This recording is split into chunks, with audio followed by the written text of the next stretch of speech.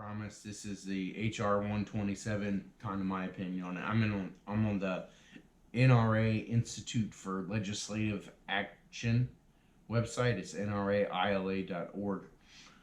It seems like it's going to be a little bit skewed, but it should be a decent source of information. So it says HR-127 combines both failed approaches. It bans common types of ammunition and original equipment magazines for most self-defense firearms. It makes all firearms more difficult to obtain and possess through a punitive licensing and registration scheme. In its details, however, HR-127 is so outrageous, persecutory, and unworkable that its main function is simply to display the hostility of its author and supporters towards firearms, those who own them and those who want to own them. HR-127 would ban common types of ammunition, including every shotgun shell larger than 410. I don't know about that. It says the bill states it shall be unlawful for any person to possess ammunition that is 50 caliber or greater. I guess depending on how that it's worded, that could be true. I mean, 20 gauge and 12 gauge are both over 50 caliber, but the projectiles they shoot are smaller, like double-aught bucks, like 38 caliber. And that's one of the larger ones. Triple-aught bucks, a little bit bigger, but still smaller than 50 caliber. So I don't know if it would actually extend to that. I can't speak towards it. I think that would really depend on, how blanket those statements are going to be. Violations of this ban would result in the imposition of a fine of at least $50,000 and imprisonment of at least 10 years. Wow, that's pretty stiff. Mandatory penalties not seen in many violent or infamous federal crimes, including torturing someone to death outside. What the hell? Okay. Hunting white-tailed deer would be legally impossible in at least 10 states if these restrictions went into effect. Doesn't say anything more about the restrictions. This bill would also make it impossible for Americans to follow President Biden's advice to keep a double-barreled 12-gauge shotgun for self-defense rather than an AR-15. Again, if it is just a ban of, like a blanket ban, anything larger than 50 caliber, that would be true. I don't know if that's going to happen. Innumerable numbers of shotgun shells currently possessed by law-abiding citizens for law purposes would suddenly become contraband. HR-127 would force Americans to relinquish hundreds of millions of firearm magazines with no compensation. The bill states it shall be unlawful for any person to possess a large capacity ammunition feeding device and defines such devices to include those that can be readily restored or converted to accept more than 10 rounds of ammunition, excluding certain 22 integral rimfire magazines.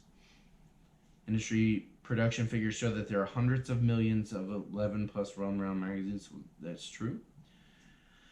As with its ban on shotgun shells, HR-127's magazine ban would apply retroactively, affecting items already owned by millions of Americans for lawful purposes with no compensation of owners that, would require the federal government to register some 400 million guns in the span of only 3 months.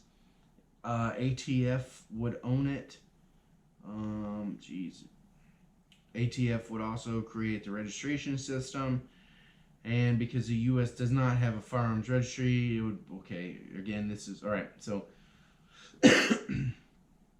what I'm getting out of this is that this is a huge bill, right, that's supposed to encompass a lot of stuff. And it seems like, all right, so I'm going to go ahead and I'm going to come out and I'm going to say this, right? I am not a huge fan of the NRA, right?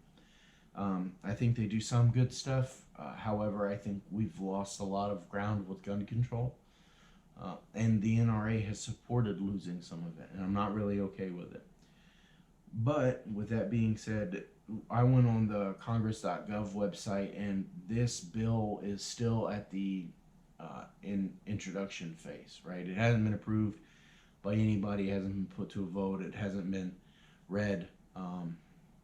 And that's on congress.gov. You can go look and verify that. So I would not be super worried right now about this bill. What I would be, and if you are, what I would encourage you to do is to write a professional, polite, and well put together letter to your congressman encouraging him to not pass such a bill. right?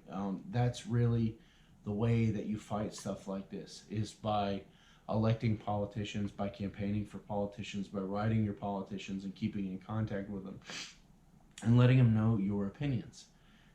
They are your representative. Whether or not they want to admit it, you have elected them to make decisions and to vote on your behalf.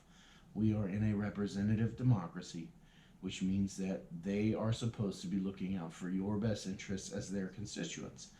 And the only way for them to know where you stand is through letters. And again, I don't want you to be threatening. I don't want you to be violent. I don't want you to be hateful. I encourage you to be professional, well thought out, well educated, and bring up some very good points. However, I think if you're not willing to write your congressman and campaign on election day, then there's really nothing that you can say or do, or you can't complain about it. You know, if you're not going out there, you're not voting, you're not campaigning, you're not going to rallies, you're not really doing anything for you or another person. Now, obviously, like, I'm not a fan of this at all. As an avid gun owner, as an avid Second Amendment supporter, I don't think that this is constitutional in any way, shape, or form. However, I'm not a Supreme Court delegate, so I don't get to make those kinds of decisions. What I can tell you is, if you didn't vote and you're not willing to vote and you're not willing to campaign, you did not do your part, and you do not get to complain. So I encourage you, if you're really worried about this, please, please, please email your congressman, text them, let them, text them. They probably have a text service. Email them, write them a hard copy letter, just something. Let them know where you stand on this. Like, hey, I don't want this to pass. I don't even want this to be introduced. I want this to get knocked off the docket. All right. So if you guys have any questions or comments, please go ahead, comment on the video. I'll do my best to respond. Don't be disrespectful. Don't be rude. Again, this is just my personal opinions on some stuff.